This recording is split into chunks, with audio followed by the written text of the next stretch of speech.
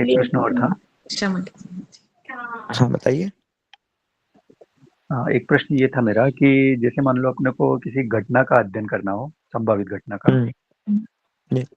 तो फिर इसे हम किस किस रूप में अध्ययन करेंगे? लग्न से देखेंगे कि चंद्र से देखेंगे? यानी चंद्रमा हम से। दशा फिरदा कहाँ से देख रहे हैं? गोचर में सबसे पहले चंद्रमा, ठीक है। चंद्रमा का ही जी। विश्लेषण करिए, लग्न से शरीर का, द्वितीय से धन का, ये सब बात। परंतु अच्छा, ठीक है। दशाओं में क्या होता है, एक जी। सुदर्शन चक्र पद्धति होती है कि आपका लग्न देव हाँ। है आसुर है, ठीक है। हाँ। तो यदि महादेव, यदि देव लग्न में आपका जन्म है तो दशा लग्न के अनुकूल चलेगी, ठीक है।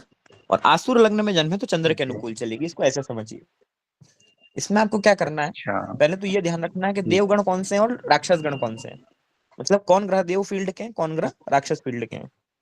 तो नैसर्गिक है कि सूर्य, चंद्रमा, गुरु, है ना, और मंगल, जी। जी। ये चार ग्रह जो हम्म। हैं ये क्या है, ये देवगण है, देव है। असुर। ठीक है। ठीक। हाँ।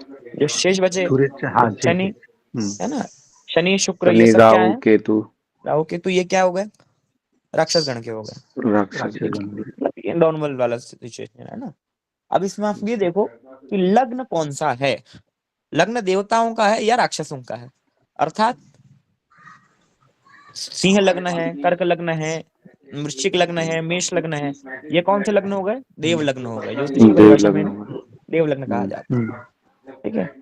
वृषभ लग्न हो गए, है ना, मकर हो गया, कुंभ हो गया, ये किसका लग्न हो जाता है, राक्षस। राक्षसों का लग्न, असुरों का लग्न हो जाता है। तो आप ये देखो कि इनमें लग्न कौन सा है, देव है या राक्षस है, एक बात कंफर्म की।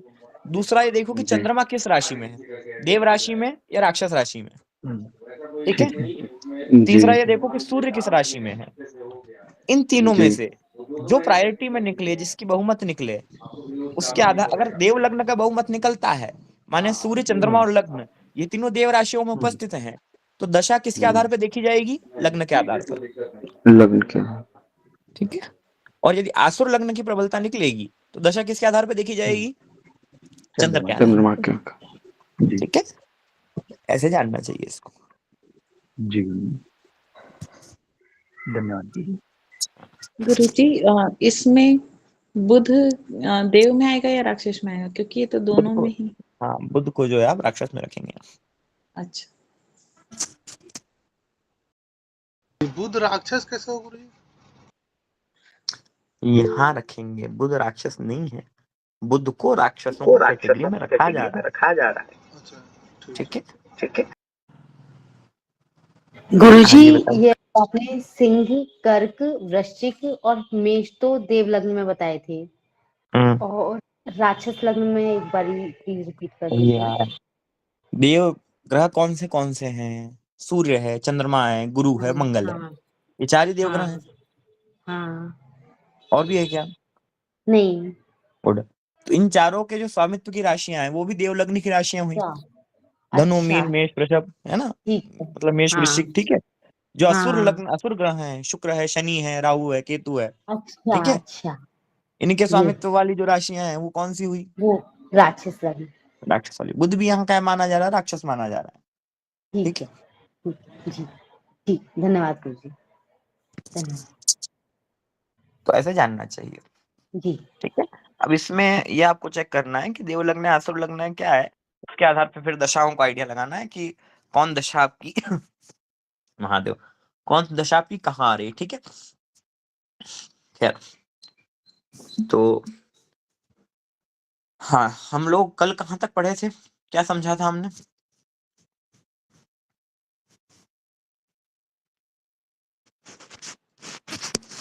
गुरुजी वो चंद्रमा पढ़ रहे थे कि चंद्रमा जितना बढ़िया होगा, उसके कारक जितना वो जातक प्रगतिशील होगा, ये सब आप बता रहे थे चंद्रमा के बारे में।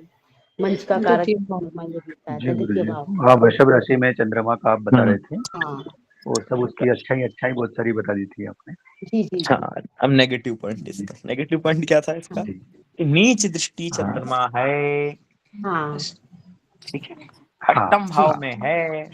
अष्टम क्या है, ससुराल, ससुराल। क्या है, ससुराल का भाव। ससुराल, तंत्र ससुराल, क्रिया, और रहस्य। जी। हाँ तंत्र है, रहस्य है, रसतंत्र रहे अब अष्टम खराब होगा तो क्या होगा?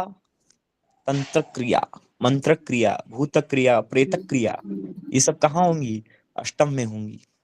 समझ में आई बात? जी मामला रहस्यमय हो जाएगा। अगर अष्टम खराब हुआ तो यहाँ क्या हो रहा है? मंत्र शास्त्र, तंत्र शास्त्र, ये सब कहाँ असर करते हैं? मन पर करते हैं। कहाँ करते हैं? मन पर ठीक है, मन पर करते हैं। ये मैं नहीं कह रहा हूँ, माधव निदान के लेखक का ऐसा कहना है कि भूत रोग मन से होते हैं, मानसिक रोग होते हैं। चंद्रमा बिगड़ गया, चंद्रमा नीचे दृष्टि से देखता है, किसको देखता है? अष्टम भाव को। माने चंद्रमा का नेगेटिव इफेक्ट किसको मिलता है? अष्टम को। अष्टम को। ठीक है, लग्नेश अष्टमेश कौन है यहाँ पे? एक ही ग्रह है, जी मंगल जी ही है। गुरुजी। मंगल तो जी मतलब पहले ही मंगल। उसका अष्टम भाव से संबंध स्थापित है जी लग्न का। हाँ हाँ एक तो स्थापित संबंध है। शरीर भी हो अब गया ये और मन भी हो मंगल, गया। क्या जी? शरीर भी हो गया और मन भी हो गया, दोनों हो मन गए। बिल्कुल बिल्कुल। अब अगर ये मंगल बिगड़ता है, मान लेते हैं मन कर्क में चला जाता है, ठीक है, नीच का हो जाता है, तो क्या होगा? तो मस्तिष्क खराब हो गया। लग्न मस्तिष्क है, सिर है, हाँ या ना? हाँ या ना? गुरुजी। हाँ गुरुजी। और अष्टम पे चंद्रमा खराब हुआ तो मतलब यहाँ जातक की बहुत हाई प्रोबेबिलिटी है भूत प्रेत कुल देवता आदि दोष आने की। बात समझ में आई? अष्टम का चंद्रमा जी हो तो गुरुजी। अष्टम का चंद्रमा नहीं हो यार, मेष लग्न में वृषभ का चंद्रमा हो, उसकी नीच दृष्टि अष्टम पर हो और मंगल कर्क में हो, ये 3 बात है। ठीक है, अभी क्लियर है? हाँ ठीक है, ये 3 चीजें हो गई।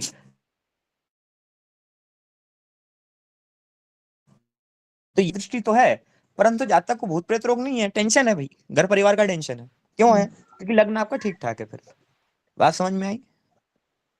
जी गुरुजी। भाई यदि गुरुजी आपका लग्न बलवान है, लग्न ठीक ठाक चल रहा है, काम गुरुजी पे, मंगल तो नीच इसका का मतलब होगा, ऐसी स्थिति में ही होगा ना भूत प्रेत? ऐसी स्थिति में ही होगा। करेक्ट। ठीक है भाई, मस्तिष्क विचित्र कल्पनाएं करने लगेगा। भूत प्रेत होंगे बात की बात है, पर मस्तिष्क विचित्र कल्पनाएं करने लगता है ना? लग्न मस्तिष्क है, यदि वो खराब हुआ तो इसका मतलब क्या है? उल्टी सीधी कल्पनाएं होंगी, विचित्र विचार आएंगे, हाँ या ना? जी गुरुजी। और वही तंत्र मंत्र काम करेगा, नहीं तो नहीं करता। अन्यथा अगर मंगल खराब हुआ तो ही, अन्यथा क्या होगा? चंद्रमा की नीच दृष्टि से ससुराल से रिलेटेड टेंशन हो जाएगा। ठीक है, बात समझ में आ जी गई? गुरुजी। हाँ, ये 2 बातें। अब ये इस ससुराल स्थिति में, पहुंचते बीमार हो जाना गुरुजी। हाँ, बीमार हो जाए, चंद्रमा का रोग हो जाए, पेट दर्द, सिर दर्द, है ना, टेंशन, जो भी समझ लो आप। जी क्लियर गुरुजी। हो गई बातें? हाँ अन्यथा स्थिति में नहीं होगा कि मंगल बढ़िया है, लग्न पे अच्छे प्रभाव हैं, गुरु बलवानों की लग्न में है, नवम पंचम में कहीं दृष्टि कर रहा है, तब नहीं होगा। होगा कब? जब यहाँ इसका लग्न खराब होगा, लग्न पर पाप ग्रह आ जाए और लग्न खराब हो जाए तो क्या होगा? तो फिर गड़बड़ थोड़ा। तब बात कर। समझ में आई? गुरुजी यदि मंगल कर्क का हो जाए तो क्या ये एबनॉर्मल भी हो सकता है?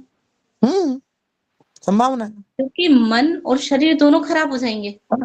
हो सकता है। पर अब वहां पर अगर शनि इसका इफेक्ट करेगा अब लग्न पर, तो वो जी फिर ज्यादा दिक्कत है। तब इसका मस्तिष्क भी फिर फेल ही हो जाएगा एक तरीके से। जी जी जी फिर एबनॉर्मल होने की ज्यादा संभावना है। बहुत हद तक। जी जी धन्यवाद। या तो शरीर के अंग विकसित नहीं होंगे फिर, या विकृत मस्तिष्क, प्री मैच्योर, है ना, ऐसा समझिए आप। खैर, तो यहाँ 2 बातें समझ में आई कि नीच का चंद्रमा हो, मंगल कर्क में हो, मंगल की स्थिति खराब हो, तो फिर क्या होगा? तो फिर यहाँ भूत प्रेत तंत्र मंत्र आदि के प्रभाव में झपट्टा में आने की ज्यादा चांसेस रहते हैं। बात समझ में आई है? हाँ गुरुजी। ठीक है, अब देखने वाले को वृषभ का चंद्रमा द्वितीय भाव में है, तो क्या लगता है? मजे ही मजे हैं, है ना? हाँ गुरुजी। ठीक है, उसको अच्छा ही लगता है भाई, आनंद ही आनंद है यार, समस्या नहीं देखते लोग। इसलिए उच्च के चंद्रमा में ज्यादा तकलीफ है। बात समझ में आई है? जी गुरुजी। और टेंशन रहता है, तो नीच का इफेक्ट मिलेगा।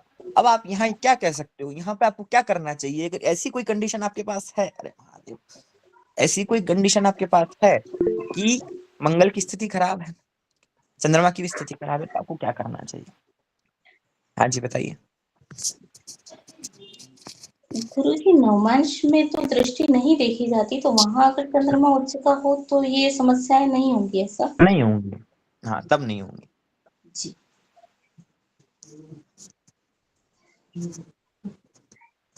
तो हम लोग कहाँ थे? हाँ, यदि ऐसी स्थिति आपको दिखे तो क्या करना चाहिए? पहले तो मंगल का उपाय करेंगे गुरुजी, हो ठीक है। और दूसरा चंद्रमा का कर लेंगे। चंद्रमा का करनी है, करेक्ट। अब इसमें आपको एक चीज और करनी है। यदि किसी को, मैं आपसे पूछना ये चाह रहा था, किसी को भूत रोग हो जाए, होता कम है वैसे, 99% नाटक होते हैं, ठीक है, 99% तंत्र मंत्र भूत प्रेत नाटक की बात, इन रियलिटी में नहीं आते, ठीक। जी। और किसी को आ जाए, किसी की तकलीफ है, तो क्या करना चाहिए? गुरुजी चंद्रमा के ही उपाय करना चाहिए। आगे उपाय करना, ठीक है।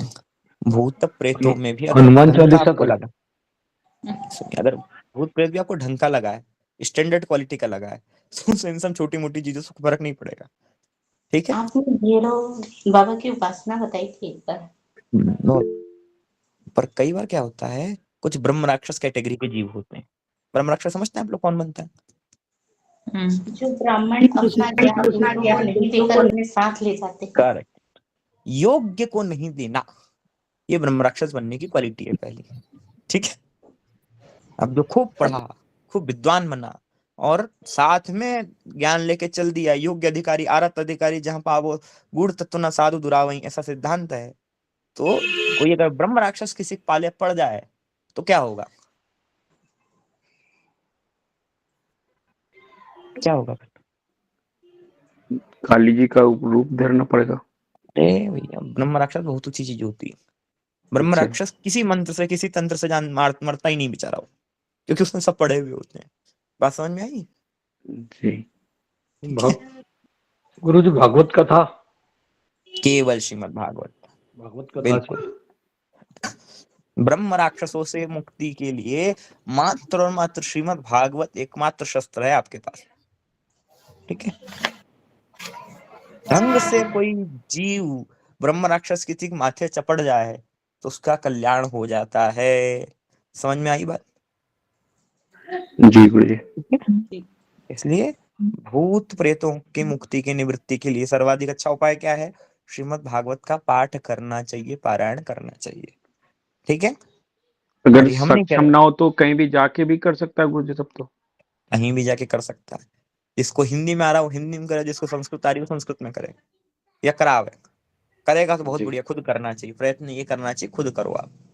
समझ में आई बात? हाँ गुरुजी। नित्य पाठ पूर्वक श्रीमद् भागवत की उपासना करनी चाहिए। जो भागवत का पारायण करता है, पाठ करता है, भूत प्रेत यदि उसके समक्ष भी खड़े हो तो भी उसका कुछ नहीं बिगाड़ पाते। बात समझ में आई? जी गुरुजी। ठीक है। ये तो एक बड़ा उपाय हो गया ब्रह्म राक्षस को निपटाने का। एक दूसरा और छोटा सा बहुत सूक्ष्म सा उपाय, पर काम पक्का करेगा, मैं गारंटी देता हूँ, राम रक्षा सूत्र का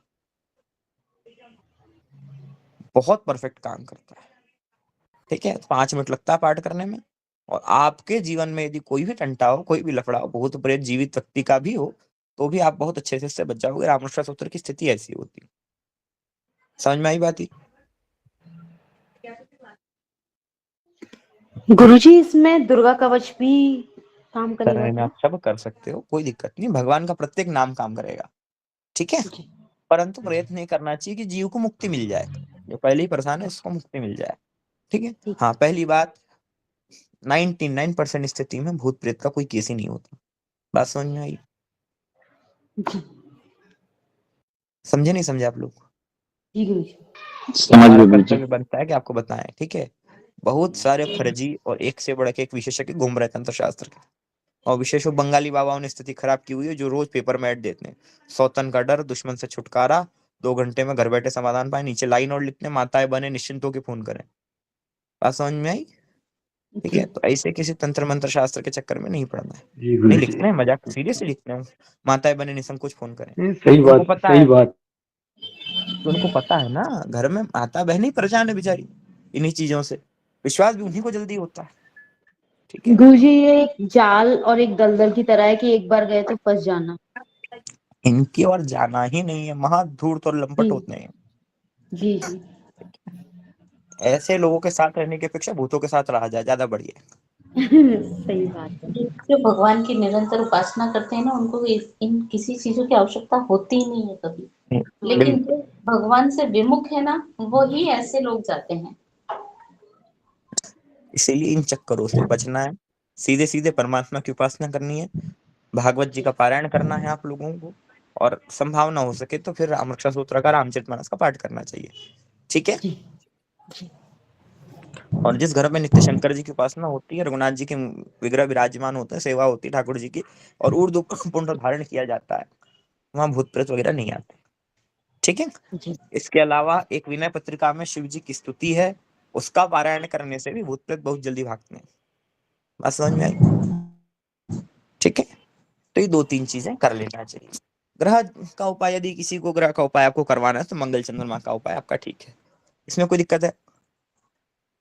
नहीं अब यहाँ 2 दोष बनते हैं। 2 दोष क्या बनते हैं? एक तो चंद्रमा अष्टम भाव को नीच दृष्टि से देखता है, और एक मंगल है। अब यहाँ पर प्रश्न ये है कि ये जो इसकी प्रॉब्लम है, अगर ऐसी प्रॉब्लम इसको हो जाती है, उन्माद चढ़ जाता है, भूत प्रेत आदि का चक्कर हो जा रहा है, तो क्यों हो रहा है, ये प्रश्न हो सकता है। तो हम ज्योतिष में कुछ ऐसे योग पढ़ते हैं, कुछ दोषों के योग पढ़ते हैं। ठीक है। जैसे मैंने आपको एक बताया था कि पंचमेश सप्तम में नीच का हो जाए तो मातृशाप का योग बनता है, बताया था जी। ठीक है। यहाँ क्या होगा, चंद्रमा किन दोषों का कारक होता है, चंद्रमा के द्वारा किन दोषों का कारकत्व हो सकता है, मैंने आप लोगों को लिखवाया होगा ये, जहां तक मुझे याद है।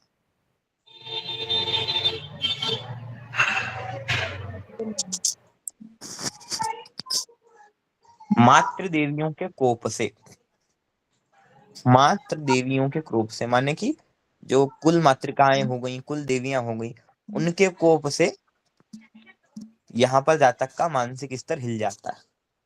बात समझ में आई? गुरु जी आया ना? ठीक है। दूसरा क्या मुझे है, दोबारा बता दें एक प्लीज। बार और बता दीजिए गुरु जी। चंद्रमा स्त्री कारक ग्रह है, जी जी गुरु जी। चंद्रमा स्त्रियों का स्वामी है, माताओं का स्वामी है। जी तो कुल हाँ की जी जो माताएं होंगी, कुल देवियां होंगी, कुल मातृकाएं हाँ होंगी, उनका कोप यहाँ जातक पर होता है, ऐसा कहना चाहिए। बात समझ में आई? अच्छा क्लियर है ये? गुरुजी जो कुलदेवी होगी मतलब उनका ही कोप होगा, ऐसा हाँ, कहना उनका ही होगा, मतलब XYZ कोई भी कुल देवी हो सकती है। ठीक है। क्योंकि चंद्रमा स्त्री कारक है, देवी कारक ग्रह है। क्लियर है ये? है। जी ठीक है। तो उनके दोष से, उनके तकलीफ से थोड़ा सा आपको यहाँ समस्या मिलेगी। कहाँ मिलेगी? कहते हैं ससुराल में मिलेगी। कहाँ मिलेगी? ससुराल में मिलेगी। ससुराल मिलेगी। या आपको जो है भूत प्रेत आदि की जो समस्या, वो इस वजह से, क्योंकि यहाँ पूजन आदि नहीं बनता। ठीक है। अगर मंगल यहाँ कर्क में हो जाए, इस कंडीशन में कि चंद्रमा उच्च है और कर्क में मंगल है, तो इसे क्या कहते हैं? कुल देवता दोष कहते हैं। क्या कहते हैं? कुल देवता दोष। कुल देवता दोष। फिर आपके जो कुल के देवता होंगे, उनका पूजन आदि व्यवस्थित तरीके से नहीं होता, इसलिए गड़बड़ है। क्लियर है बात ये? हाँ या ना? एक बार फिर से बताइए गुरु जी। देवता गुरुजी, मंगल के हाँ, कारण एक हम बार लोग फिर से कहेंगे। बताएं। मंगल कुल देवताओं का कारक है। किसका कारक है मंगल? कुल देवता कुल का कारण। देवताओं। मंगल मान लो कि कर्क में चला जा रहा है, तो हम क्या कहेंगे कि यहाँ कुल देवताओं आदि के कारण से उपद्रव है, फिर आपके कुल के जो देवता हैं उनकी उपासना विधि पूर्वक नहीं होती, इसीलिए तकलीफ है। समझ में आई बात ये? जी गुरु जी। ठीक है। किसी भी कुंडली में कोई ग्रह नीच होता है, इसका मतलब किसी न किसी देवता आदि की आराधना न करने से ही होता है। ये बात ध्यान रखना। आया ना? हाँ गुरु जी। ठीक है। किसी गुरुजी भी पर वो तो बोलो। मतलब जब जन्म लेते हैं तभी वो ऐसा आता है।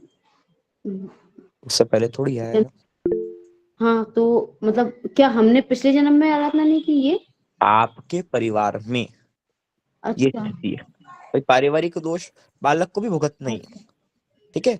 पिता के अच्छा कर्म, माता के कर्म बच्चे को भोगने पड़ते हैं। समझ में आई बात? अच्छा, मतलब घर में ऐसी स्थिति है तो हमने आप ऐसे नीच हाँ, उससे जन्म लिया है। तो वो फिर जो देवता आदि जो भी कोप दिखाएगा वो आपके ऊपर दिखाएगा। हाँ, ठीक है। अच्छा, अच्छा, ठीक है। जी गुरुजी। हाँ जी बताइए। गुरुजी राहु केतु से भी हो। राहु केतु से कुल देवता का दोष नहीं होता, राहु केतु से भूतों का प्रेतों का दोष होता है। जी ठीक है। जी। बताइए। गुरुजी किसी के अष्टम भाव पे दृष्टि हो तो राहु केतु की, राहु वगैरह की, तो कम भाव पे दृष्टि से नहीं होता। अच्छा, इस कॉन्सेप्ट को अलग नहीं, तरीके से समझिए। हर आदमी थोड़ी पगलापन की तरह किसी न किसी देवता के दोस्त से जूझ रहा है। हाँ, मैं आपको ठीक है, यहाँ मंगल का बता रहा हूँ कि लग्नेश हाँ, मंगल कर्क में जाता है तो ठीक पर्टिकुलरली है, क्या होता है, तो उसको आपके कुल कुल में देवता का दोष। मंगल भाई किन दोषों का कारक है, कुल देवताओं के दोष का कारक है, कुल बिल्कुल, भैरव का कारक है, कुल जी गण का जी, कारक है। तो भैरव आदि की, कुल भैरव की, कुल देवता की उपासना आपके कुल में विधि पूर्वक नहीं होती। ये बात कौन जी सूचित करता है, आपकी कुंडली में कर्क का मंगल। बात जी समझ में आई है। जी गुरुजी। किसी भी कुंडली में कोई ग्रह नीच है तो दो बात ध्यान रखना, क्यों नीच का ग्रह पूर्व का प्रारब्ध लेकर के आया है। क्या लेकर के आया है, पूर्व का प्रारब्ध। हमने पिछले समय में कुछ ऐसे कर्म किए, हमारे परिवार ने किए हैं जिसके कारण ही नीच का ग्रह हमारी कुंडली में बैठा है। क्लियर है ये। जी हाँ जी जी बताइए।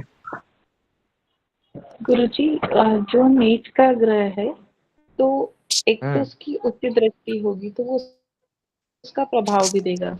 एक तो ये प्रश्न हम्म है। दूसरा प्रश्न ये है हम्म कि यदि हम इस तरह से देखें कि किसी कुंडली में उच्च के ग्रह हैं तो जहां हम्म। उसकी नीच की दृष्टि होगी तो फिर वो भी क्या दोष पूर्ण बात मानी जाएगी? नहीं, वो दोष नहीं माने जाएंगे।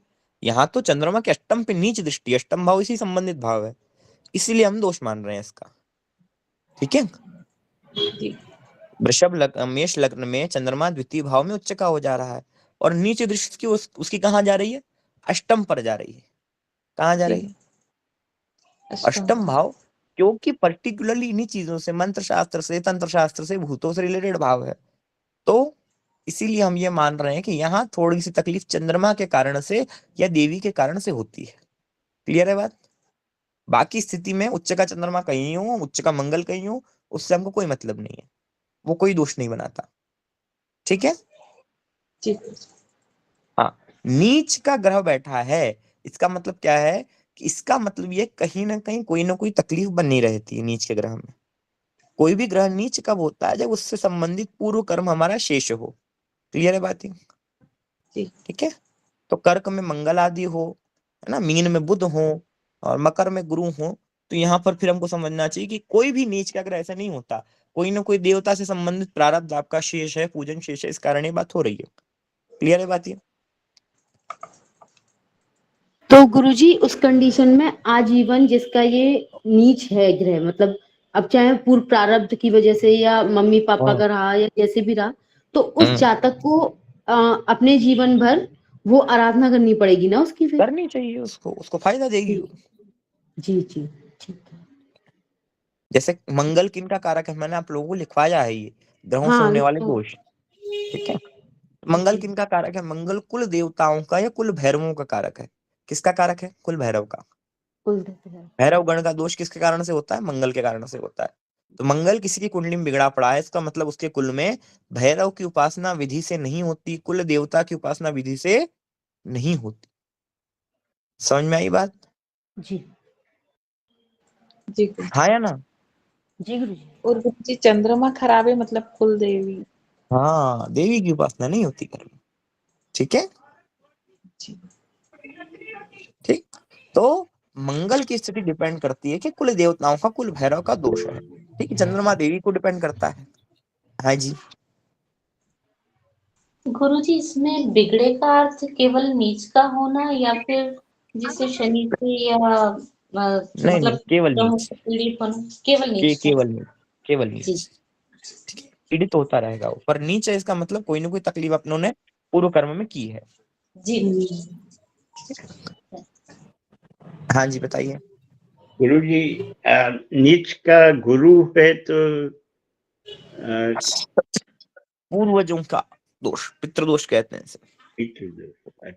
पूर्वजों से कृत समस्याएं, वृद्धों की सेवा नहीं हुई कुल में आपकी, ठीक है, नारायण की उपासना नहीं हुई, ब्राह्मणों को धुतकारा गया, ब्राह्मणों का शाप, ब्रह्मशाप योग कहते हैं इसको, ठीक है। तो गुरु यदि नीच हो तो ब्रह्मशाप बनता है, माने ब्राह्मणों को धुतकारा जाता है ऐसी स्थिति में, किसी विशिष्ट ब्राह्मण का अपमान हुआ होता है कुल में। समझ में आई बात? या किसी वृद्ध का भयंकर अपमान कुल में हुआ होता है, तो उसके कारण से जिस भी जातक की कुंडली में गुरु नीच का है तो उसके कुल में कहीं ना कहीं ये तकलीफ बनी रहती है। समझ में आ गई बात? गुरुजी यदि शनि नीच का हो तो अपने नौकरों से दुर्व्यवहार? हाँ, शनि मतलब हीन दीन पंगु है ना, विकलांगों से दुर्व्यवहार आपने किया, उसका फल आपको मिल रहा है। गुरुजी लेकिन मैंने एक जातक है उनका शनि नीच का देखा था, लेकिन उनके पिताजी और उनके मतलब घर में और भी जो भी लोग हैं वो लोग तो सब मतलब जिनके जो उनके नौकर हैं वो सब उनसे बहुत खुश रहते हैं, और मतलब वो तो लोगों के लिए करके चलते हैं। एक फैमिली है जिनका मैं बता रही हूँ, तो हो सकता मतलब है उनकी फैमिली में इस तरह से नहीं था, नहीं है, किसी आज भी नहीं समय में, माने आपके कुल में कभी न कभी ये घटना 5 से हुई। 6 पीढ़ी के अंदर घटी होती है, अच्छा, ऐसा 5 से जानना 6 चाहिए, पीढ़ी। ठीक है। ठीक है और जैसे गुरुजी, 7 5 पीढ़ी का हम स्टैंडर्ड लेते हैं, तो मेरे अनुभव में ये हुआ है कि 5 से 6 पीढ़ी के अंदर आपको एक ना एक ऐसी घटना का जिक्र अवश्य मिल जाएगा, ठीक है। अपने से गिन के शुरू करना, ठीक है। बात जी समझ में आ गई है? धन्यवाद। जी गुरुजी, धन्यवाद गुरुजी। इसकी कुंडली में जो ग्रह नीच है, इसका अर्थ है कि उससे संबंधित उसका प्रारब्ध बाकी है। दूसरा क्या है कि जो ग्रह नीच है जिसकी कुंडली में, उस संबंधित कारक उस घर में अवश्य पीड़ित रहते हैं। पीड़ित रहते हैं का मतलब क्या है भाई, उनको कोई ना कोई तकलीफ कॉन्स्टेंटली बनी होती है। समझ में आ गई बात? जी गुरुजी। ठीक है। जैसे बुध नीच है तो बहन, बुआ, मौसी, बेटी, इनसे संबंधित तकलीफ रहेंगी। मंगल है, भाई, बंधु, मित्र, इनका ऋण आपको चुकाना है फिर। समझ में आ गई बात? जी हाँ या ना? जी गुरुजी। इसलिए नीच का मंगल किसी का होता है, उसको लोग मारने का बहुत ट्राई करते हैं। मतलब क्या उसे करते हैं? जान से मारते? हाँ, उसके मित्र लोग, जिन्हें अपना मित्र मानता है, ऐसे लोग उसको निपटाने का बहुत ट्राई करते हैं, ठीक है। क्योंकि उसका प्रारब्ध अपने मित्रों से बचा होता है, मित्रों से बंधा हुआ होता है, तो हर कोई आकर के मित्रों से धोखाबाजी करके चल देता है उसके साथ। समझ में आ गई बात? जी ठीक है। तो तत्कालिक बात तो ये है, तो जिस ग्रह का दोष हो उसके शमन से संबंधित, उस देवता से संबंधित उपासना आदि भी करानी चाहिए। क्लियर है बात ये? जी इसमें गुरुजी, कोई दिक्कत? कोई दिक्कत नहीं गुरुजी। वो भाइयों से भी संबंध बिगड़ सकते हैं इसको फिर, नीच का मंगल, बिल्कुल भाइयों से दुश्मनी, जमीन बिल्कुल जायदाद। बिल्कुल, पूरी बिल्कुल संभावना है, ठीक है। जी तो हमको जो ग्रह नीच है उससे संबंधित देवता के द्वारा उपासना आदि करा करके उसका कल्याण करना चाहिए, ऐसी विधि बनती है, ठीक है। जैसे सूर्य यदि पीड़ित हो तो क्या कहते हैं, पिता का, पितृतुल्य लोगों का, राजा का या ब्राह्मणों का, वेदज्ञों का शाप कुल में होता है, ठीक है। हाँ या ना? जी जी गुरुजी। गुरुजी। ठीक है। चंद्रमा हो तो मैंने बता दिया, मातृतुल्य स्त्रियों का, माताओं का, कुल देवियों का दोष होता है। मंगल हो तो कुल भैरवादी का दोष होता है। बुध हो तो भूमि शाप कहते हैं। बुध हो तो क्या होता है, भूमि शाप होता है। अर्थात आपके निवास की भूमि में, आपके रहवास की भूमि में, आपकी खेती की भूमि में उपस्थित देवताओं का दोष, उसे कहते हैं भूमि शाप, ठीक है। भाई कई बार हो जाता है कि हम रास्ते चलते हुए अपनी भूमि के देवताओं को, स्थान देवताओं को सम्मान नहीं दे पाते, ठीक है। जहां रहते हैं वहां के स्थान देवता को सम्मान नहीं दे पाते, तो फिर वो अपने से प्रारब्ध वसूलता है। क्लियर हुई बात ये? हाँ या ना? जी गुरुजी। तो नीच में, बुध में होता है भूमि शाप, ठीक है। और क्या होता है बोले, शुक्र है तो वन देवी दोष कहा जाता है। नीच के शुक्र में वन देवी दोष कहा जाता है, माने वन में निवास करने वाली या पहाड़ियों पर रहने वाली दुर्गा आदि देवियों का जो है थोड़ा कोप होता है। कुल देवताओं का समझ लो, लोक माताओं का समझ लो, शीतला आदि जो देवी लोक माता है ना, उनका कोप यहाँ समझना चाहिए। क्लियर है? जी और डिटेल में थोड़ा डिस्क्रिप्शन इसको बाद में लेंगे। शनि हो तो फिर आपको यही समझना चाहिए शमशानिक आदि लोगों का, शमशानों का या सन्यासियों का कोप, जैसे जैसे आप आइडिया लगा सकते हो। इसमें कोई समस्या मुझे नहीं लगता होना चाहिए। तो उनसे संबंधित देवताओं की भी उपासना करवानी चाहिए।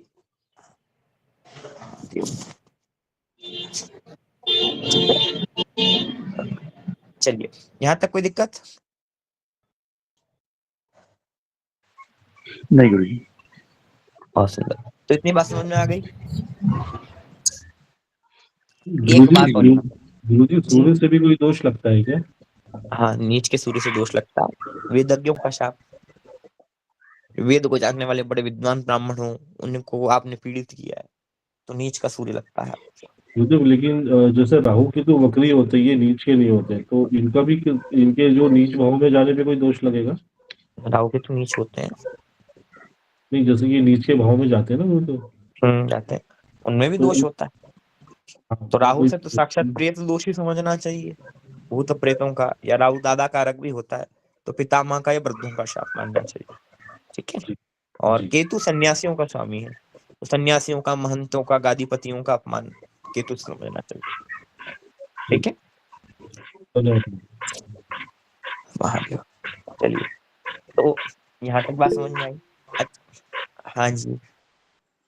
गुरुजी नीच से ये जो श्राप आपने बताया अभी सबके दोष, हाँ, यदि यही सब ग्रह उच्च के हैं तो फिर ऐसा मानेंगे कि इनकी कृपा होगी जो जिनसे इनकी कृपा संबंधित। होगी, बिल्कुल ठीक। इनसे संबंधित देवताओं की कृपा माननी चाहिए फिर। ठीक है, जी गुरुजी। ऐसे जानिए, ये बात है। यहाँ तक दोष है, गुरुजी इन जिनकी दोषों की शांति। जी जी गुरुजी जिनकी कृपा है उनकी फिर पूजा भी करती रहनी चाहिए। हाँ, उससे कल्याण होता रहेगा। जी ठीक है। देखिए, पूजा तो आपको जी दोनों कंडीशन में करनी है, नीच है तो भी करनी है, उच्च है तो भी करनी है, हाँ नॉर्मल है तो भी ठीक करनी है चाहिए। बराबर। ठीक हाँ बराबर ठीक। है। भाई, उच्च है पूजा से किया तो ज्यादा इफेक्ट मिलेगा, नीच है तो बना हुआ जो रुका हुआ काम है बन जाएगा वो। नहीं ठीक मतलब है। जिनकी कृपा मिल रही है अपने को उन पे विशेष अपने को ध्यान देना है, ऐसा हाँ, उन पूछिए पर क्या? विशेष ध्यान देना चाहिए। ठीक है, जी इसमें कोई दिक्कत नहीं होना चाहिए, मुझे नहीं लगता बात। तो इस तरीके की योग और दोष को आप जान सकते हो। ठीक है। अब इसमें एक चीज और बनती है, अष्टम भाव किसका भाव है? जल का भाव है। किसका भाव है? जल का भाव है। जल का। चंद्रमा नीच दृष्टि से देखता है, अष्टम का सूत्र है। अष्टम दृष्टा भी मृत्यु देता है, तो इस जातक की मृत्यु अगर होगी तो कहाँ होगी? जल ये पानी में डूबकर। पानी में डूबकर, स्विमिंग पूल हो गया, तालाब, नदी। जल के कारण से कुल मिला के मृत्यु है ना। चंद्रमा थोड़ा बहुत ब्लड का, हार्ट का भी कारक है, तो उससे भी आप मृत्यु समझ सकते हो। अष्टम भाव संबंधित सूत्र मुझे नहीं लगता आपको कोई दिक्कत उसमें आनी चाहिए। भाई, लग्न दृष्टा जैसा जैसा अष्टम दृष्टा होगा वैसा वैसा वो काम करता बनेगा। कोई दिक्कत है?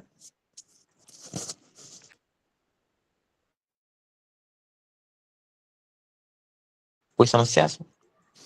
ठीक है। जल के कारण से, हृदय के कारण से, रक्त के कारण से यहाँ मृत्यु का योग बनता है। ठीक है। विशेषकर ये अरिष्ट योग इस तरीके से समझ सकते हो आप कि यहाँ जातक को क्या होगा, बोले जल से बहुत सावधानी रखने की आवश्यकता है, क्योंकि अष्टम भाव स्वयं जल है, उस पर नीच का चंद्रमा होना, अर्थात जल से बहुत सावधानी रखने की आवश्यकता किसको है?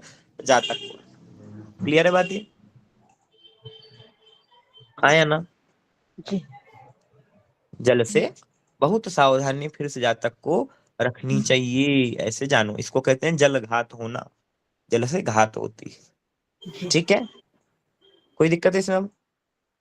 नहीं। तो ये सब बातें अष्टम भाव से संबंधित जाननी चाहिए।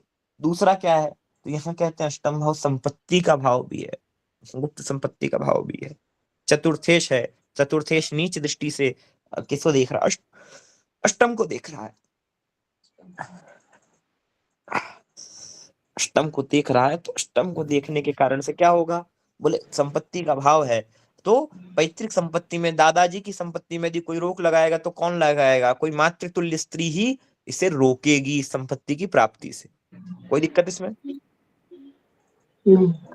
चंद्रमा की नीच दृष्टि, चंद्रमा स्त्री का ग्रह है। और गुरुजी संपत्ति मिलेगी भी नहीं फिर इसे। हाँ, दादाजी की संपत्ति में दिक्कत है फिर। ठीक है, पुरातात्विक संपत्ति है ना? मिलने में समस्या है। ठीक है। जी बाकी तो भरपूर है, पर पुरातात्विक संपत्ति में दिक्कत। ठीक है, ऐसे ही पत्नी के ससुराल मतलब पत्नी के घर के संबंधित, आपके ससुराल से संबंधित संपत्ति का भी आपको लोभ मोह नहीं बनाना चाहिए। पत्नी का धन यहाँ नहीं मिलता व्यक्ति को, दाम्पत्य में धन की अपेक्षा इस स्थिति में व्यक्ति को नहीं करनी चाहिए। ठीक है, पति से अथवा पत्नी से विशिष्ट धन की प्राप्ति यहाँ नहीं होती, और होती है तो फिर थोड़ा टेंशन ज्यादा बना रहता है उस बीच। ठीक है, हालांकि इस व्यक्ति का स्वयं इतना अर्जित धन है कि वो उसको आवश्यकता ही नहीं किसी से धन अर्जित करने की, तो ऐसे जानना चाहिए। फिर क्या कहेंगे, और यहाँ पर अष्टम भाव किन का भाव और बनता है, बोले गुप्त धन का भाव बनता है, माने आपके छिपाए हुए पैसे का भाव बनता है। ठीक है, चंद्रमा उसमें नीच दृष्टा है, चंद्रमा चतुर्थेश होकर के नीच दृष्टा है, तो अगर ये व्यक्ति गलती से भी प्रॉपर्टी को गुप्त रखने का ट्राई करेगा तो बहुत बुरा फंसेगा। अर्थात ऐसे व्यक्ति को कागज छिपाने आदि से बचना चाहिए, धोखेबाजी, धोखाधड़ी, जालसाजी से बचना चाहिए। यदि ये उनसे बच के चलेगा तो इसका कल्याण होता रहेगा। बात समझ में आ गई है? हाँ या ना? गुरुजी फिर से समझा दीजिए। नहीं से गुरुजी ये धोखा परिवार वाले ही देंगे क्या? हाँ जी, कुटुंब मातृतुल्य स्त्री है वो, कोई देवी होगी, कोई कन्या होगी, बालिका होगी, जो भी समझ लो आप। ठीक है, तो देखिए चंद्रमा की स्थिति क्या है कि चंद्रमा नीच दृष्टा अष्टम पे, अष्टम है पुरातात्विक संपत्ति का भाव है। ठीक है, जी तो हमने गुरुजी। कहा कि चंद्रमा नीच दृष्टि से पुरातात्विक संपत्ति पे रोक लगाएगा, किसके कारण से? किसी मातृतुल्य स्त्री के कारण से। ठीक है, जी अष्टम भाव गुप्त पैसे का भाव है, छिपे हुए धन का। ठीक है, हाँ उस पे भी छिपे, इसको धन हाँ छिपाने से कौन रोकेगा? इसकी मातृतुल्य स्त्री, माता रोकेगी, माता के तुल्य कोई स्त्री रोकेगी, या इसके छिपे हुए धन अच्छा पर उसका अधिकार हो जाएगा, ऐसा जानना चाहिए। ठीक है, ठीक है। दूसरा चतुर्थेश नीच दृष्टि से अष्टम को देख रहा है, तो इसके पास खुद इतनी प्रॉपर्टी होगी कि ससुराल की प्रॉपर्टी इसको लेने की जरूरत नहीं पड़ेगी। नहीं पड़ेगी। ठीक है, क्योंकि चतुर्थेश जी। नीच है, माने इसकी प्रॉपर्टी, इसका बाहुबल अपने आप में बहुत स्वतंत्र है, तो ससुराल के धन पे पैसे पे इसकी नजर होगी ही नहीं, दादाजी के पैसे पे धन पे इसकी नजर होगी नहीं। बात समझ में आई है? जी ठीक है, ऐसे बचना चाहिए, इसमें कोई दिक्कत? हाँ या ना? नहीं है गुरुजी। क्या भगवती निद्रा देवी का आगमन हो गया क्या? नहीं कुछ नहीं। नहीं गुरुजी। शांति हो गई, इसे नीरवता कहते हैं। नहीं, सब चिंतन में चले गए गुरुजी। अपनी कुंडलियों में योग देखना अष्टम भाव कब तक मिल रहा है? मैं सफर पे हूँ गुरुजी। सोचने लग गए थे सब। किसकी कुंडली मिला? हमारी वाली में तो नहीं है पक्का, किसी के में हो बताना, मैं उसमें से आधा हिस्सा ले लूंगा। पॉजिटिव बात, हंसना चाहिए, हंसी है जीवन में, हंसना मनुष्य के भाग्य में है। ठीक है, जानवरों के, जीवों के भाग्य में हंसना भगवान ने नहीं बनाया, और जिस दिन आपको कोई जीव, मनुष्येतर जीव हंसता हुआ दिख जाएगा, उस दिन आपकी स्थिति बिगड़ जाएगी। इसलिए हंसना ईश्वर ने मनुष्य के भाग्य में लिखा है, प्रसन्न रहा करें। ठीक है, तो ये बात है, यहाँ तक कोई समस्या नहीं? नहीं गुरुजी। प्रोसेस पूरा समझ में आ गया, हम क्या सूत्र यहाँ अप्लाई करेंगे? हाँ या ना? जी गुरुजी। जी गुरुजी। ठीक है, प्रोसेस पूरा समझ में आ जाना चाहिए, मुझे नहीं लगता इसमें आपको कोई दिक्कत होगी। ठीक है, हाँ यहाँ पर एक बात और है, यदि ये व्यक्ति नीच के चंद्रमा से श्मशानी क्रियाएं करे, ठीक है, मंत्र आदि सिद्ध करे, उल्टे खट कर्म आदि सिद्ध करे, तो इसे बहुत शीघ्र तो आसानी से कर पाएगा। जी बहुत आसानी से। ठीक है, ऐसे व्यक्ति को क्या होगा, इस व्यक्ति की नजरें, माने ये समझ लीजिए कि इसके पास एक अपना ऑरा है, अपनी एक शक्ति, आध्यात्मिकता है इसके पास। यदि उल्टे सीधे कर्मों में अपना दिमाग लगाएगा तो बहुत जल्दी उसमें सक्सेस होगा। बात समझ में आई? जी गुरुजी। ठीक है, जालसाजी फरेबी में अपना दिमाग लगाएगा तो उसमें भी बहुत तगड़ा सक्सेस होगा। क्लियर है बात? जी गुरुजी। ठीक है, तो ऐसा व्यक्ति यदि शमशान साधनाएं करें और जल आदि की साधनाएं करें, जिन्न प्रेत आदि सिद्ध करें, तो उसे बड़ी जल्दी सिद्ध हो जाता है। ठीक है, और ऐसे व्यक्ति को करना नहीं चाहिए, इन्हीं करने के चक्करों में ये लोग सब फिर आपस में जो है भूत प्रेत माथे पड़ते हैं फिर। ठीक है, तो इन साधनाओं से बचना चाहिए। पर हाँ, ये योग है, यदि कोई चाहे तो ऐसा कर सकता है। ठीक है, एक बात गुरुजी यही चीज शनि की दशा में फिर उस पे सब उल्टे पड़ जाएंगे। हाँ। अच्छा, हाँ। एक चीज और है, अष्टम भाव भय का भाव है। किसका भाव है? डर का, भय, डर। डर का।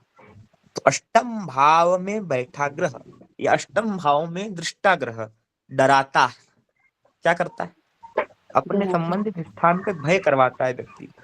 मतलब एक ऐसा पारलौकिक एक्सपीरियंस देता है व्यक्ति को जो उसे जीवन भर याद रहे। समझ में आई बात? जी। नहीं समझ में आई होगी, हम समझाते नहीं हैं। गुरु अष्टम आपका भय है। भय का मतलब सिहरन है, एक क्या कहते हैं यार, क्या कह सकते हो, एडवेंचर है। कष्टम क्या है? एडवेंचर है, ठीक है, एडवेंचर। एक क्यूरियोसिटी है ना। तो यदि अष्टम भाव में बैठा कोई ग्रह हो तो वो अपने से संबंधित जगह से व्यक्ति को डराता है, अर्थात उसे जीवन में आध्यात्मिक अनुभूति होती है उन स्थानों पर। जैसे अष्टम में किसी का गुरु बैठा है तो मंदिरों में कुछ ऐसी अलौकिक घटनाएं उसके साथ घटेंगी। या किसी का अष्टमेश गुरु होकर के लग्न में बैठा है तो क्या मंदिरों में देवताओं के यहाँ उसके साथ कुछ ऐसी अलौकिक घटनाएं घटेंगी जो उसे आध्यात्मिक स्तर का अनुभव कराएंगी। बात समझ में आई? गुरु जी किस तरह की घटनाएं एग्जाम्पल दे के बताइए जैसे। कभी जैसे मंदिर है नारायण का है, ठीक है, जी। तो कभी कोई बोलने की आवाज सुनाई देगी, कोई महात्मा दिखेगा, ऐसे जानना चाहिए। ठीक है। अच्छा। जगदम्बा का है तो पायल बजना शुरू हो जाएगी। ठीक है। अच्छा। उल्टे सीधे देवी के स्वप्न आने शुरू हो जाएंगे। अर्थात गुरु का स्थान क्या है? मंदिर है। मंदिर। ठीक है, तो गुरु का गुरु स्थान मंदिर है। जी तो मंदिरों में ऐसे मंदिरों व्यक्ति में को मिलेगा या सपनों में भी कुछ इस तरह से तो आएगा? अष्टमेश का प्रभाव अगर एक्टिव है तो स्वप्न में भी होता है, पर मंदिर पर जीवन में इसे एक बार ऐसा एक्सपीरियंस अवश्य होता है उस स्थान पर जहां यदि अष्टम में इसका अच्छा प्रभाव है तो जीवन में वो एक्सपीरियंस इसे बहुत अच्छा होगा, उच्चतर आध्यात्मिक स्थिति का एक्सपीरियंस होगा। जैसे गुरु का हमने कहा, यदि इसका गुरु यदि इसका गुरु अष्टम में बैठा है या अष्टमेश होकर के लग्न में बैठा है, अच्छी स्थिति में बैठा है, ठीक है, तो इसे मंदिरों में एक बार जीवन में कम से कम एक बार तो अवश्य उच्चतर आध्यात्मिक अनुभूति होगी जो इसके जीवन में कल्याणमय, सुखमय, आनंदमय रहेगी, प्रसन्न रहेगा जिससे। बात समझ में आई? जी। ठीक है। अन्यथा अगर गुरु खराब होके बैठा है तो इसे किसी न किसी मंदिर में, देवी स्थान में ऐसी अनुभूति होगी जिससे सदैव डरा रहेगा। ये बात भी समझ में आ गई? ठीक। जी। ठीक है। जैसे वो आप लोगों ने सुना होगा, ग्रामीण क्षेत्रों में आज भी होता है, कल परसों भी मुझे कोई सुना रहा था कि प्राय वृद्ध गांव के जो होते हैं, बड़े बड़े बुजुर्ग होते हैं, उनसे भूत लोग बीड़ी और सिगरेट ज्यादा मांगते हैं। सुना आप लोगों ने? होता है गुरु जी। मैं 3 दिन पहले एक का सुन के आ रहा हूँ, पता नहीं उससे भूत ने सिगरेट मांगी है और उनका कहना है कि उन्होंने भूत से कुश्ती भी लड़ी है। तो खैर वो मुझे उससे कोई दिक्कत नहीं है, लड़ी होगी, अपना सुनने का काम है। पर बात क्या है इसमें कि अष्टम एक भाव यदि आपका एक्टिवेट यहाँ हो रहा है या अष्टम कार्य कर रहा है तो हम क्या समझेंगे कि उससे संबंधित जगह पर जातक को, अच्छा अष्टम में बैठा कोई ग्रह है तो उससे संबंधित जातक को जीवन में एक बार अच्छी और श्रेष्ठ अनुभूति होती है। यदि अष्टम में खराब बैठा है तो फिर दुखप्रद अनुभूति होती है। फिर वही जैसे मान लो मंगल नीच का बैठा है अष्टम में किसी के, ठीक है, तो क्या होगा? इसे अपने कुल देवता देवी के स्थान में, शमशान में, अग्निकारक स्थानों में, किचन में एक बार ऐसा भय मिलेगा, ऐसा डर मिलेगा जिससे इसका विश्वास भूत प्रेतों पे पक्का हो जाएगा। बात समझ में आई? जी। ठीक है। अच्छा वाला बैठा है तो हनुमान के मंदिरों में, रघुनाथ जी के मंदिरों में, कहीं पर जाएगा, देवी के मंदिरों में जाएगा या मंगल से संबंधित भूमियों में, यज्ञशालाओं में जाएगा, रेगिस्तानों में जाएगा तो वहां से अच्छी आध्यात्मिक अनुभूतियां होंगी। क्लियर है बात? ये जी। किस एज में होंगी ये कहानी अलग हो जा रही है, पर अभी होंगी। ये बात समझ में आई? जी। अगर अष्टम में कोई ग्रह ना हो तो फिर क्या करेंगे? दृष्टा को लेंगे। किसको लेंगे? गुरु अष्टमेश को भी ले सकते हैं क्या? किसको जी? अष्टमेश को। हाँ, जब कुछ नहीं मिलेगा फिर अष्टमेश तो लेंगे ही लेंगे। जैसे वही हमारा सूत्र 4 पॉइंट का सूत्र काम करेगा। अष्टम में कोई ग्रह है तो पहले वो, हाँ या ना? जी। जी गुरु जी। अगर अष्टम में कोई ग्रह नहीं है तो अष्टम दृष्टा, हाँ या ना? जी जी। तीसरा, अगर वो भी नहीं है तो अष्टमेश से युत या अष्टमेश से दृष्ट वो ग्रह, हाँ या ना? जी गुरु जी। और जब कुछ भी नहीं है तो स्वयं अष्टमेश तो देगा ही देगा। हर व्यक्ति के जीवन में एक क्षण ऐसा आता है कि उससे कोई ना कोई अच्छी खासी अनुभूति हो जाती है। बात समझ में आई है? जी गुरुजी। माने ना माने कोई गलत कहानी हो रही है। हाँ जी बताइए।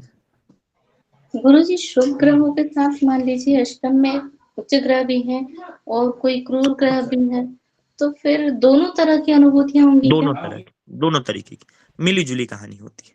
फिर वो जिस स्थान का अधिपति, अब जैसे मैं आपको एक तरीके से बताता हूँ, मान लीजिए कि मंगल है अष्टम में किसी के, ठीक है, मेष राशि में, और मेष राशि में शनि भी है जी अष्टम में ही। दो बातें हो गई। अब मंगल जब अष्टम में होगा तो क्या करेगा इसके लिए, जब जब ये मंगल के संबंधित स्थानों में जाएगा तो इसे क्या होगा, तो इसे शुभता अनुभूत होगी। जी तब इसे मंगल से संबंधित अनुभूतियां होंगी, यज्ञशालाओं में, अग्नि स्थानों में, किचन में, है ना, हाँ या ना? जी और जब शनि से संबंधित स्थानों में, शमशान में, बहुत गहरे वन में, गंभीरता में, अंधेरे में जाएगा तो वहां इससे फिर दुष्ट अनुभूतियां होंगी। खराब अनुभूतियां होंगी। ठीक है, बात समझ में? अष्टम में जितने ग्रह होंगे वो सब अनुभूति कारक होते हैं। उन सबसे व्यक्ति को कहीं ना कहीं जीवन में आपस में लड़ना पड़ता है। क्लियर है बात ये? जी गुरुजी, बहुत ठीक सुंदर। है, तो ऐसे। हाँ जी बताइए। अच्छा गुरुजी, बताइए। जैसे मान लीजिए सब अष्टम भाव में शुक्र है, मैंने शुक्र का राशि है, ठीक है, तुला राशि है, लेकिन वो खाली है, लेकिन जो अष्टमेश है शुक्र, एकादश में राहु का साथ बैठा हुआ, तो इसमें मतलब शनि का जगह पे शुक्र है और राहु के साथ, तो इसमें मतलब फिर कैसे इसका ये लगाएंगे? स्मशान शमशान में इसको अच्छा प्रभाव मिलेगा या खराब मिलेगा? कौन राशि में बैठा है? शनि की राशि में। हाँ, शनि का राशि में शुक्र है, राहु के साथ है, युत है। हाँ, तो फिर इसे दो प्रकार के प्रभाव मिलेंगे। केतु की दृष्टि भी आएगी फिर देखो अष्टम पर, अष्टमेश पर। ठीक है, तो किसी बाबा योगी से डरने का कारण भी इसको कभी ना कभी जीवन में पड़ेगा। ठीक है, अच्छा महात्मा जी के चिंते की मार भी खानी पड़ेगी फिर मशान में। अच्छा। और और मान शुक्र के लीजिए कारण अगर शुभ अनुभूतियां भी होंगी। हाँ, तो मतलब जैसे मान लीजिए, अगर ऐसे मान लीजिए कि शमशान में सिद्धि करना चाहता है कोई, अघोरी को अपना गुरु वगैरह बनाया, ठीक है, अब अघोरी हाँ, लोग का तो जानते हैं मुंह खुला रहता है कैसा, अच्छा हो सकता है उस हाँ, कारण से मार भी पड़े, गुरु से गाली भी हाँ, खाए, लेकिन हाँ, इसको उनके अगर पश्चिम शमशान में पश्चिम सिद्धि अभिप्राय करना चाहे सब तो हो सकता है। उसको सिद्धि प्राप्त होगा, ऐसा मतलब होगा नहीं ऐसा होगा, अनुभूति होगी। सिद्धि कहानी अलग हो गई भैया। अच्छा अनुभूति का मतलब ये है कि आपका एक बार एक्सपीरियंस उस चीज से है। अच्छा, ठीक, वही बोलना, ठीक, धन्यवाद। हाँ जी बताइए। गुरुजी, यदि अष्टम में जैसे आपने कहा कि अगर गुरु बैठे हैं और मान लो वो उच्च के या लग्नेश होके बैठे हैं, मतलब अच्छे बैठे हैं, और उस पे राहु की दृष्टि भी हो गई, तो क्या उससे ऐसे ही ये मतलब राहु से संबंधित डर लगेगा कोई? राहु से या संबंधित राहु भय रहेगा उसको, फिर नजर का, तंत्र का, टोटकों का भय बना रहता है, फिर व्यक्ति को भय बना रहता है। जी ठीक है, हमको नजर जी मार दिया। और जब भी मंदिरों में जाएगा, देवताओं के स्थानों में जाएगा, ठीक है, विष्णु मंदिरों में, नारायण के मंदिरों में जाएगा, तो उसे अच्छा लगेगा वहां पे। वहां इससे अच्छी अनुभूतियां होंगी। ठीक है, हम्म, महात्माओं की, सन्यासियों की समाधियों पे जाएगा, वैष्णव गुरुओं की समाधि पर जाएगा, तो इसको अच्छी हाँ, अनुभूति होंगी, श्रेष्ठ अनुभूति होंगी। ऐसे। ठीक है, हाँ जी बताइए। धन्यवाद। गुरुजी, यदि गुरुजी, अष्टम में टेक्नोलॉजी बैठा है ग्रह, क्षमा कीजिए, बोलिए मैडम, बोलिए मैडम, आप बोलिए। बोलिए। गुरुजी मैं पूछती, यदि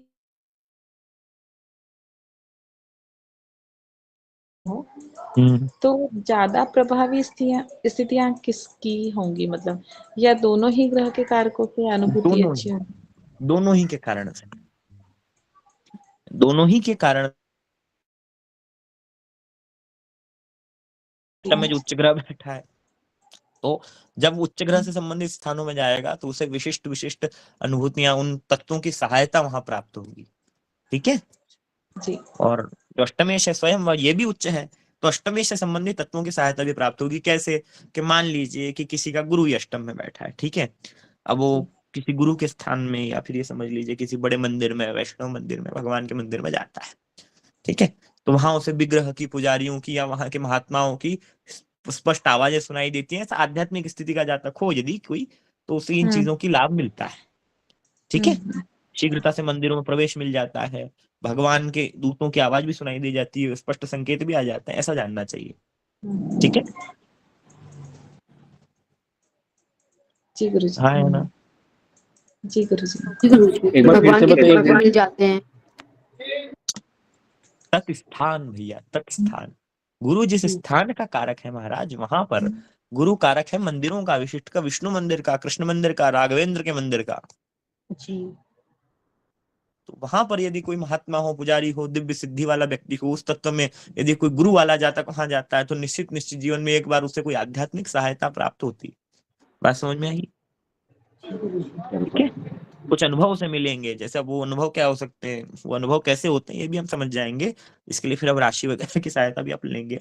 पर महादेव, अनुभव कैसे हो सकते हैं कि गुरु यदि उच्च में है, तो कोई जिस साधु की समाधि पे, महात्मा की समाधि पे आप गए हो, वहां से आपको कोई श्रेष्ठ अनुभूति मिल जाए, कोई व्यक्ति आपसे बातचीत करने लग जाए, ऐसे अनुभव होते हैं, है ना।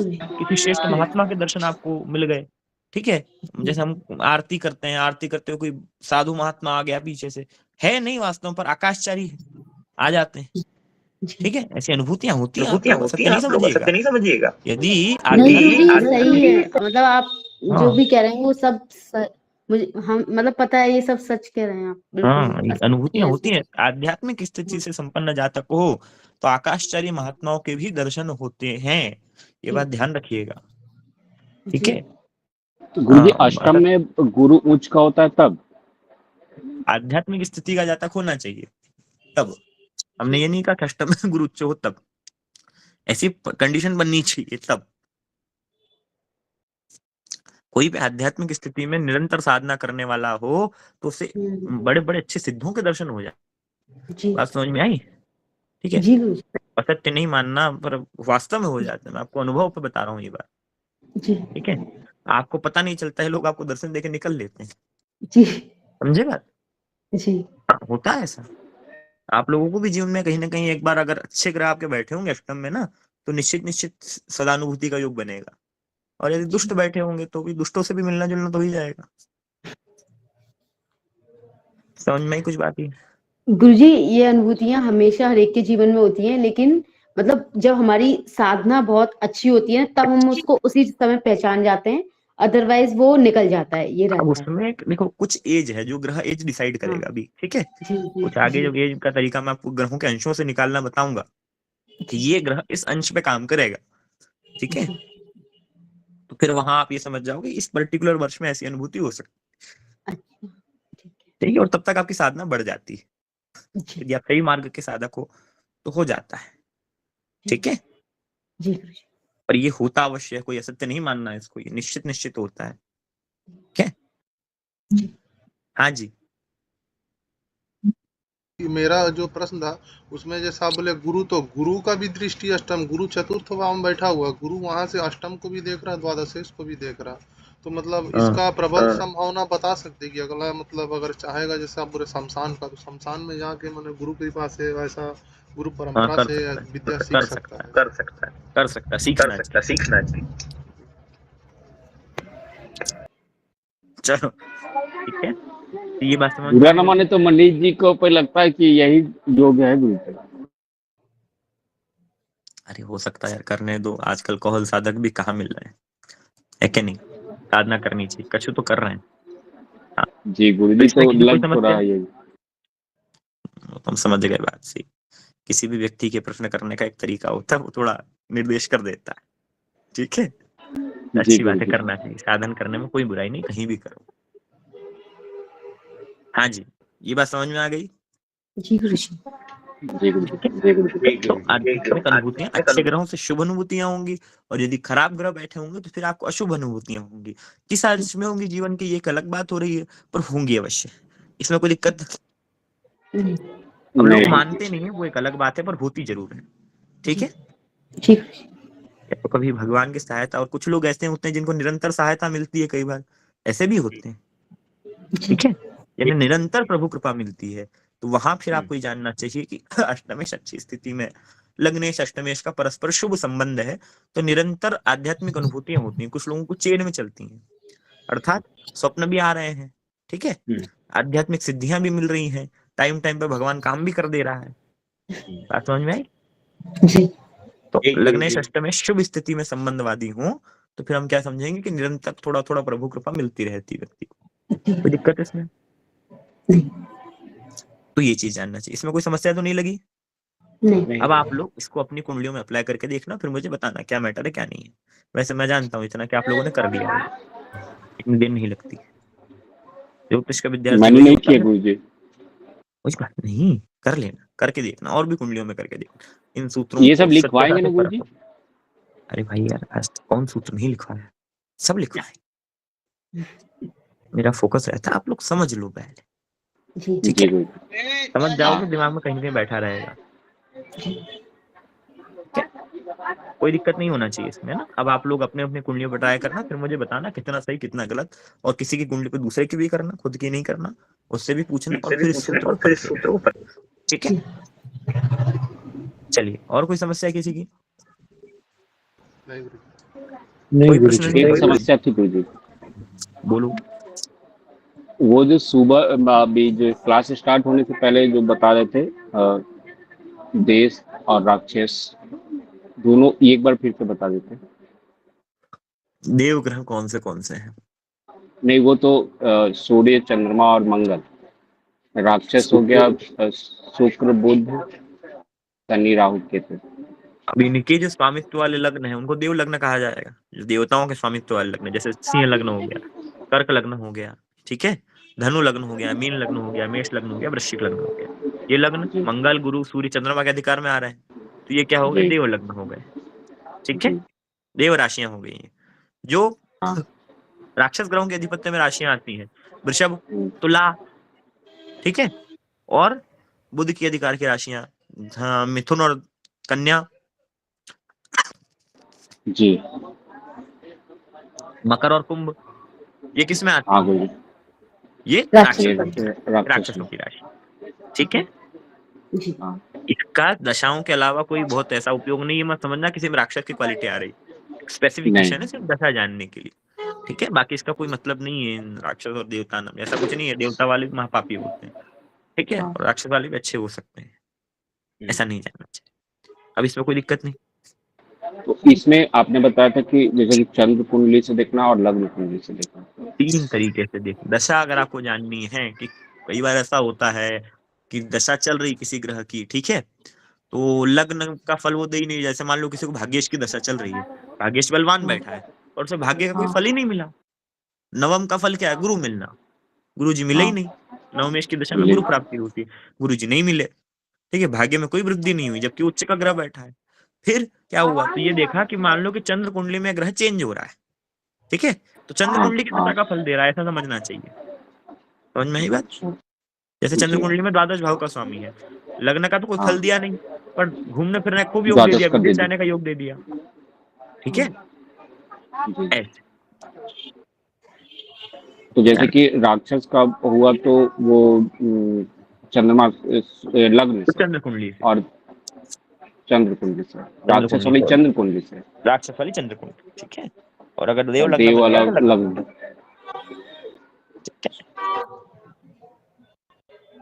कोई दिक्कत नहीं। नहीं गुरुजी। कक्षा बंद करें फिर आज के लिए। जी गुरुजी। जी गुरुजी। चलिए, सभी को शुभ रात्रि, हर महादेव, जय श्री राम। कल से हम इसको लिखेंगे। जय श्री राम। जय श्री राम गुरुजी। महादेव गुरुजी।